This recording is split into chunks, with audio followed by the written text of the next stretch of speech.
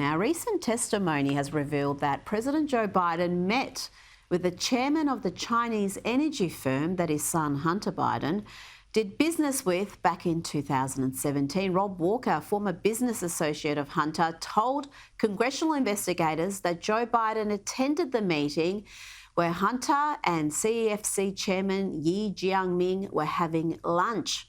Joining me now to discuss this further is filmmaker Ami Horowitz. Ami, the information surrounding Biden's alleged dodgy dealings, I don't think I even say alleged there, they're becoming more damning by the day.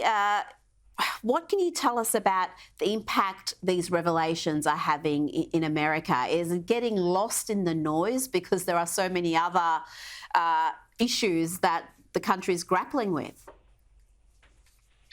Yeah, look, that's one thing Biden can count lucky on, is that this is the one issue is not getting a whole lot of traction because there's so many failures on so many fronts in the U.S. and across the world. But the truth is that he's also getting help by the media, right? Because when I have sat, today, because I do my prep work, Rita, for you. When I'm given a topic, I do my work. And I went through all the different media outlets covering these testimonies that we've seen. And you keep hearing the same thing. Well, there's no evidence. Yeah, there's testimony by Rob Walker and Bobulinski and Devon. There's no evidence. Yeah, guys, that's what evidence is, right? Testimony, firsthand testimony by people in the room is the definition of evidence. I think they may say there's no smoking gun, but sometimes in court, you don't have a smoking gun. You have to go by the preponderance of evidence, yet they're doing their job, carrying their water for Joe Biden by saying, look, guys, there's nothing to see here. Let's move on. The problem is that when you move on to things like the border and inflation and Ukraine and Israel and all these other things that the country is actually more interested in, they're actually worse for the president. And of course, not to mention the fact that he's a doddering old fool and can't remember anything. Well, yeah, we'll get to that in a second. But you talk about the evidence. Yes, we've got this first-hand testimony. We've got the laptop, which has just got emails. There's text messages. There is so much evidence. And yet this is the same media that for 4 years ran with the Russian collusion hoax, which was based on no evidence, but that they presented as credible. And yet here they are just ignoring damning testimony, damning evidence, and the money trail, the web of companies that are involved here. There is so much to go on. But you're right, there are bigger issues for the Biden administration, and Joe Biden's mental capacity is one of them. He has refused to have a cognitive test. And if I were him, I would also refuse a cognitive test. You know what he's also going to refuse? He's going to refuse to debate Donald Trump. That's what's going to happen. He's not debating Donald Trump. He knows he's absolutely not going. There's not going to be a presidential debate, maybe the first time in history, or certainly since Nixon Kennedy.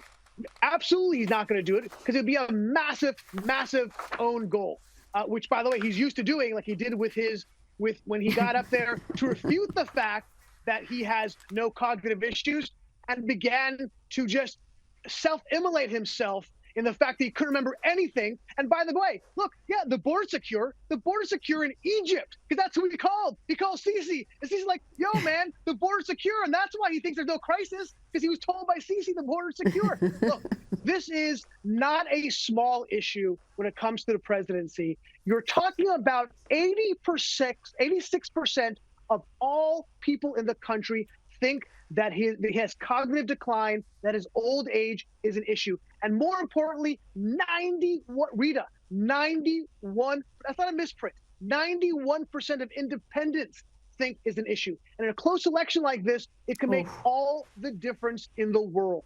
This is not, I know that the Democrats want to sweep it under the rug, but I'm telling you, this is an issue that people are paying attention to. Now, there was a big development today. The House voted to impeach Homeland Secretary Mayorkas over his handling of the border crisis. There was a failed attempt to do this last week. I mean, the situation on that southern border is shaping up to be the key issue in the upcoming election, despite the fact that you've got a cost of living crisis there, inflation is running rampant, and yet this is what the majority of voters are preoccupied with. And you can understand why, because the numbers are breaking records every year of the Biden administration. It's the number one issue in the country, numero uno. Yet I will be honest, I don't think the Republicans are playing this right. From a tactical perspective, I think they're making a mistake. Listen, the Mayorkas impeachment, I was not for it. It just reads as petty. Mayorkas is not the person creating he's not the architect of the border policy. It's Joe Biden. He's the problem. Mayorkas is just a man who's delivering the message and executing the will of the president. It makes no sense to impeach him. It makes you look petty and bad. I get it. All this stuff is political. Isn't that the first step with Trump? Don't we do Mayorkas first and then we look at Biden? And yeah, you're right. It perhaps is petty, but I hate to be petty. They started it. We saw those indictments of Trump based on very little. So are we surprised that the Republicans are behaving as the Democrats did? No, we're not surprised. But I think this is an opportunity for the president, for the Republicans to say, we're the adults in the room. The Democrats are being petty and they're being overly political with this. We're not. And beside the point, it doesn't get you anything. It's not like it gets you some kind of tactical advantage to do this. You just look small, in my opinion. Look, the truth is, I think the same thing happened with the border deal. I think the Republicans should have passed it. Is it a great deal? No. Is it better than we had? Yes. And what you've done is you've handed the Democrats, it may be a small handhold, but it's something they can hang their hat on. Again, from a tactical perspective. I know for some reason President Trump thought that it would be handing him a win. It's not.